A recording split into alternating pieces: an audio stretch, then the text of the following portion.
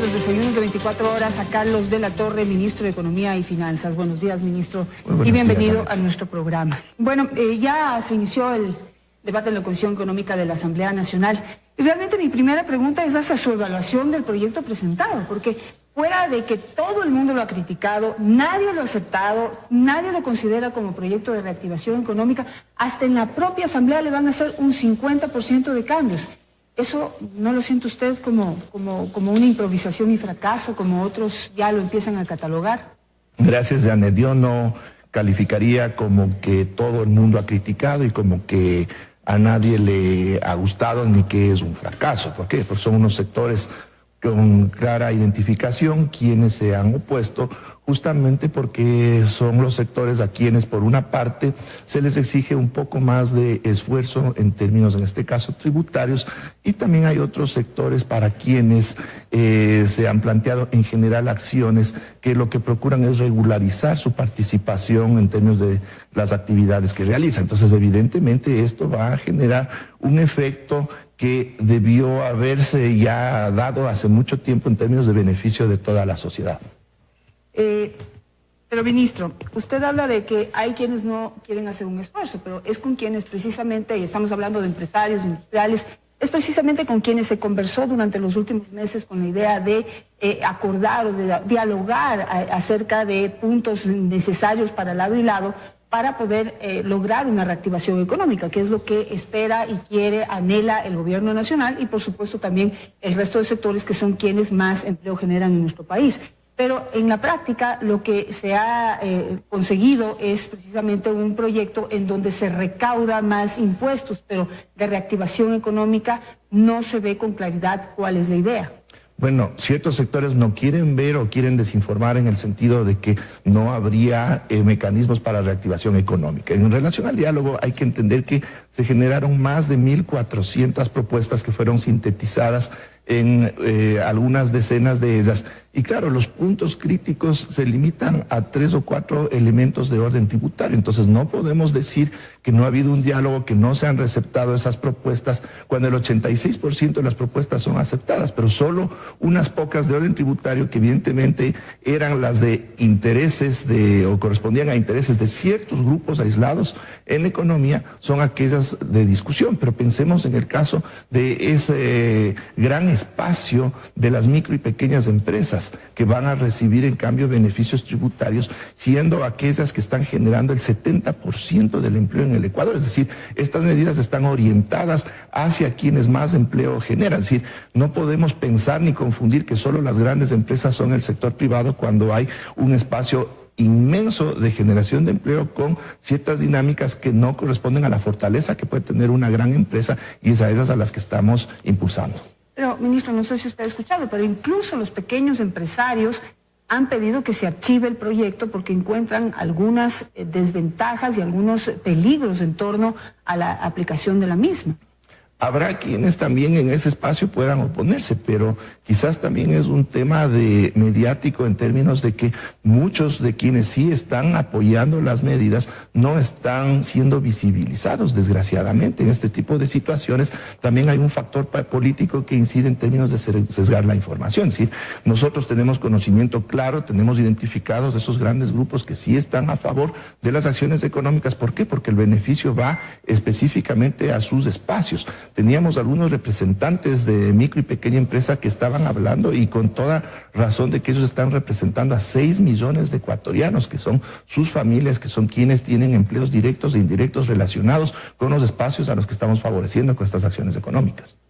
Ahora, usted en una entrevista pasada que estuvo aquí y en varios medios de comunicación afirmó que el proyecto de ley, tal y como usted lo presentó, le iba a generar unos ingresos de 1.700 millones de dólares al Estado. Sin embargo, con todos los cambios que le van a realizar, 50% desde la Asamblea Nacional, y voy a mencionar solamente algunos, se propuso, por ejemplo, que los retiros que sean de $4.000 en adelante paguen un impuesto. Ahora es de $5.000. También que ya las personas que ganan más de $3.000 y no tienen más de un hijo, entonces tienen que pagar más, también eliminado. Es decir, y así algunas. Entonces, en la práctica, ¿cuánto realmente usted va a recaudar? Efectivamente, estas modificaciones implican que se genere una reducción en los recursos potenciales que recibiría el Estado. Pero de todas formas, el grueso de los ingresos va a estar no tanto en el aspecto tributario que se está tratando en la ley, sino en otras acciones, fundamentalmente las que están dirigidas hacia el combate al contrabando. El Ecuador está perdiendo por su facturación alrededor de $700 millones al año. Si nosotros logramos corregir eso, estaríamos ya hablando de un valor en ese nivel y con otras acciones que se puedan hacer en términos también de mejora recaudatoria, podríamos de alguna manera recuperar el nivel que se había previsto en términos de si se hubiese aprobado el conjunto de acciones completo como se planteó a la Asamblea, más las otras acciones que van por decretos y que no necesitan de una reforma normativa.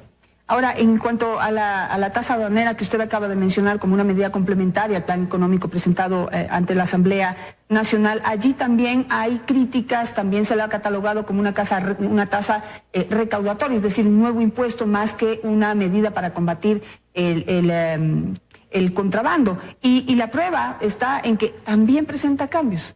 Es decir, a lo original que se presentó también se están aceptando cambios, excepciones, o sea, una ley, una norma que a los 2 días de haber sido presentada ya empieza a echar para atrás la autoridad aceptando excepciones a determinados sectores, también devela determinada improvisación, porque ¿por qué no pensaron desde antes que puede perjudicar, por ejemplo, el tema de lo de los $4.000 o $5.000 al sector de la construcción, el tema de la tasa aduanera también a los del trigo, es decir, empiezan a pensar en excepciones y ya se ve que es una medida que no fue pensada en profundidad? Deberíamos separar los dos espacios que estamos conversando. Primero, lo que corresponde a la tasa aduanera de los 10 centavos, que si bien fue calculada y definida técnicamente, si aquí no hay improvisación, el momento de su implementación puede evidenciarse que puede haber alguna generación de un impacto no deseado. Eso sucede siempre y en cualquier parte cuando se implementan acciones de orden económico, especialmente algunas que tienen características muy técnicas y de mucho refinamiento. Entonces, más bien es un ejercicio positivo la adecuación a la realidad que ya se presenta. Y por el otro lado, en el caso de elevar el piso para los retiros en dinero físico, en efectivo. Aquí hay que tener cuidado porque mucha gente ha pensado que se le estaría cobrando una contribución para enfermedades catastróficas, en general por movimientos de recursos desde sus cuentas bancarias. No es así, solo es por retiro de dinero físico de $5.000 o más mensuales. Eso corresponde a menos del 1% de los depositantes en el sistema financiero. En ese caso, ese ajuste, esa nivelación fue producto de un ejercicio de sensibilidad del gobierno y del presidente nacional, del presidente, en relación a que escuchó ciertos reparos que pudieron haberse dado y en términos del efecto que se quiere lograr con este mecanismo, que es de desincentivar el uso del dinero físico, se podría admitir un cambio, un ajuste. Es decir, tenemos que entender que también hay una sensibilidad, es un país democrático, se escucha otras voces, si bien por el un lado se nos está acusando de que no hemos escuchado lo que se generó desde el diálogo con los empresarios, pero muy bien, ahorita estamos incorporando elementos precisamente desde una interlocución con otros actores en economía. Claro, pero cuando usted ya mira que la propuesta ya va a tener un 50% de cambios en la Asamblea Nacional, entonces ya uno está parado frente a un Frankenstein que por la urgencia económica con la que se presentó el proyecto va a tener que ser aprobado así, como un monstruo, que después va a ser tal vez difícil aplicar. Ya, no, de ninguna manera es un Frankenstein. Hay que entender que existen ciertos elementos que están dentro de la propuesta de ley que no han variado, ¿ya? Pero en el caso de este proyecto de ley se incorporaron muchos otros elementos que son de carácter totalmente operativo, que permiten facilitar muchos de los procesos que se manejan dentro de la economía. La economía es multidimensional. Entonces, definitivamente esto puede causar preocupación en el sentido de que sí, el articulado fue bastante amplio porque se abordaban varios espacios, varias dimensiones de la economía. ¿Y qué es lo que sucede? Desde la perspectiva de otros actores, lo que se ha buscado es concentrar en los elementos fundamentales y se han dejado de lado aquellos accesorios que, si bien son necesarios, no son indispensables. Entonces hay que entender que las modificaciones se hacen en ese sentido, es decir, de concentración en aquello que es fundamental. Ahora, analicemos algunas de las propuestas realizadas y que van a sufrir algunos cambios, pero yo no sé si van a ser soluciones esos cambios que se están proponiendo. Por ejemplo, esto de la contribución a retiros por más de $4.000, que ahora se propone desde la Asamblea Nacional que sea más de $5.000. Pero en este país, echa la ley, echa la trampa, por un lado. Y por otro lado está la desconfianza que hay desde el 98. Digamos, la gente ya no come cuento fácilmente. Entonces, ¿no cree usted que esto podría provocar que la gente, en vez de guardar en los bancos la plata, prefiera recibir y guardar en la casa, en el famoso colchón bank? Porque así no tiene que pagar, puede sacar cuanto dinero le dé la gana en la medida en que lo haya producido honestamente a través de su trabajo, sin pagar ninguna tasa a nadie. Bueno, de las cifras que nosotros hemos analizado, el 99% de las personas que mantienen cuentas en los bancos van a poder seguir sacando dinero efectivo en términos normales. ¿Por qué? Porque nunca llegarán a ese umbral de los $5.000 mensuales en billetes que estén sacando de entidades bancarias. Pero ahí es precisamente el papel de los medios de comunicación de informar adecuada y correctamente cómo se están planteando en este caso las propuestas en el marco del proyecto de ley, en la medida de no generar ninguna preocupación, ningún susto, sino que yo estoy también preocupado en el sentido de que muchas veces se maneja el susto, se maneja la preocupación de las personas, porque en términos de economía evidentemente es fácil que las personas nos asustemos. ¿Por qué? Por la complejidad que significa el tema económico, y segundo, ¿por qué? Porque es una afectación directa a nuestro bienestar si es que ocurre algo negativo. Y en ese sentido ha habido muchos actores que están explotando en términos de desinformar al público su posición en términos de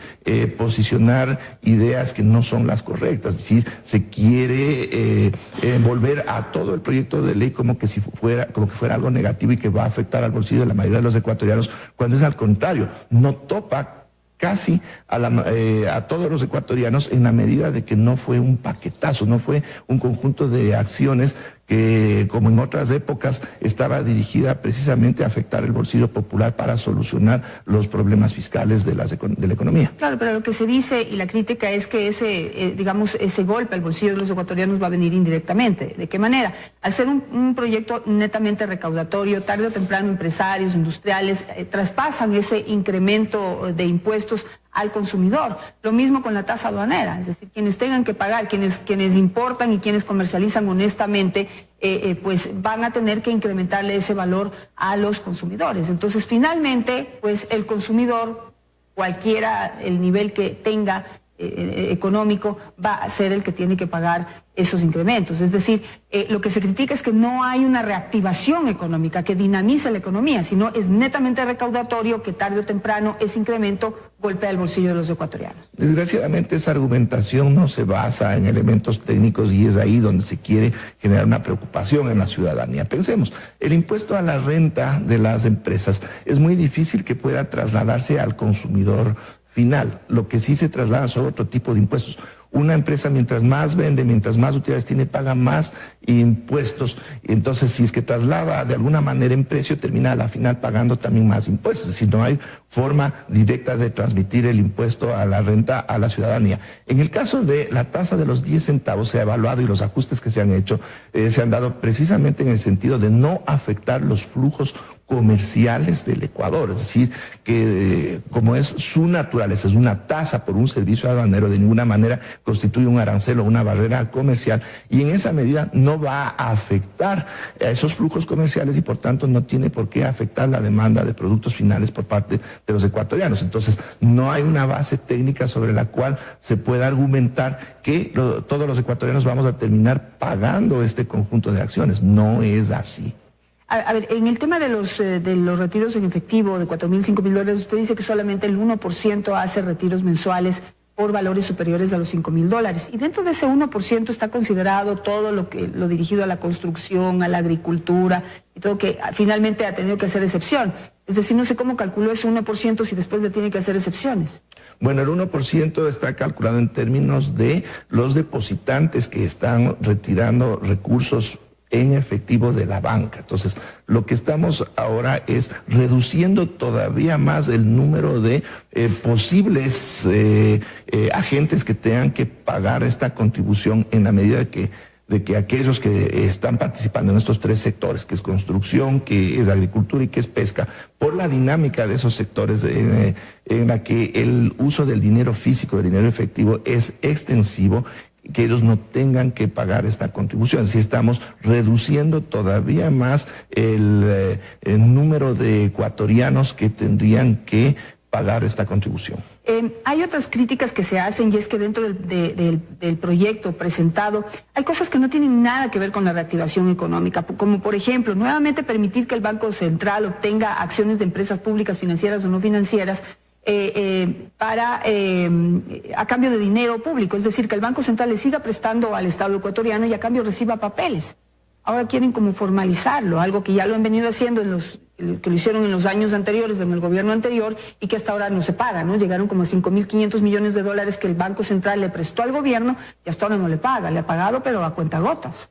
Bueno, como yo decía, no es que se está estableciendo en términos normativos cosas nuevas, sino que son afinamientos operativos. Y en el caso del Banco Central y su relación con el Estado Central, bueno, ese es un tema de otra discusión. Tendríamos que establecer cuál es el papel de un Banco Central en dolarización, que no es el mismo que en moneda propia, etcétera. Entonces, ¿qué son todos estos mecanismos que se incluyeron en el proyecto de ley? Como decía, son mecanismos que lo que permiten es facilitar o agilizar ciertas operaciones que ya se vienen dando en el sentido de que sean más eficientes, más efectivas en términos de poder avanzar justamente hacia la reactivación de la economía nacional. Pero usted estaría formalizando el hecho de que el Banco Central le pueda prestar directamente al gobierno plata que no le pertenece. Bueno, volvemos al debate. Y los bancos privados, ¿qué es lo que hacen? ¿Cuál es la labor de una entidad financiera, de un banco? Es intermediar recursos, no es una caja fuerte. Tenemos que entender que son procesos en términos de eficiencia del uso de recursos de una economía. Entonces, tenemos que entender cuál es el papel de un banco central en una economía dolarizada. No es de un banco emisor, no es de una caja de emisión, tampoco es una alcancía en la que tienen que estar guardados los recursos. Tiene que tener una función de recirculación de liquidez. De lo contrario, estaríamos generando ineficiencias gigantescas en la economía ecuatoriana que van a incidir evidentemente en términos del crecimiento y desarrollo futuros. Pero usted me puede citar un ejemplo en donde en otro país dolarizado el Banco Central actúe como un banco privado. En este mismo sede hemos conversado alguna vez sobre el Banco Nacional de Panamá. De hecho, una economía que nació dolarizada, nació como un banco nacional con funciones específicas en función de su realidad. En el caso del Ecuador, cuando teníamos moneda propia, evidentemente el Banco Central cumplía las funciones de emisor, pero ahora ha tenido que adecuarse a las necesidades de una economía que no tiene moneda propia y que necesita de mecanismos eficientes de recirculación de liquidez. Por último, y para cerrar esta entrevista, hay críticas a nivel internacional, puesto que se han hecho auditorías a la deuda, digamos, medidas que se han criticado directamente a las autoridades económicas acá, sobre todo por el cálculo que se hizo de lo que constituye esa deuda. Aquí se dijo que llegaba a 28.000 millones de dólares y ya se estableció a nivel internacional que llega a 42.000 millones de dólares. ¿Qué podría responder usted? Bueno, siempre se establecieron las diferentes valoraciones técnicas que constan en los manuales de uso a nivel internacional, manuales avalados por los organismos multilaterales. Entonces, siempre se ha hablado de que hay una medición que se llama la deuda consolidada, tenemos otra medición que se llama la deuda agregada y tenemos también otra medición que abarca absolutamente todos los pasivos del Estado ecuatoriano, que corresponde a las obligaciones totales del sector público no financiero. Esas son las cifras que se han revelado, son las que son públicas y que se puede hacer el seguimiento a través de los medios de información que tienen las instancias de manejo económico en Ecuador. Pero ya se ha dicho que por el nivel de endeudamiento que tenemos podríamos caer en default, que estamos como en esa lista de países observados. Bueno, esa es una apreciación que ha hecho una agencia que maneja información económica que es totalmente falsa. Yo mismo he hecho el desmentido a esa agencia en el sentido de que es compromiso del gobierno nacional y tiene todas las posibilidades para continuar cumpliendo con los pagos de su deuda externa en los términos en los que fue pactada, es decir, no hay ningún riesgo de default, ni por consideraciones de orden técnico, ni por consideraciones de orden político, y eso espero que quede muy claro, porque en estos últimos días hemos recibido algunos ataques a nivel internacional en ese sentido. ¿Por qué? Porque también hay ciertos actores interesados a nivel internacional de que no se logre aprobar la ley de reactivación económica. ¿Por qué? Porque pueden verse también afectados algunos intereses que no solo están dentro del país. Muchísimas gracias, ministro, por estar esta mañana aquí con nosotros.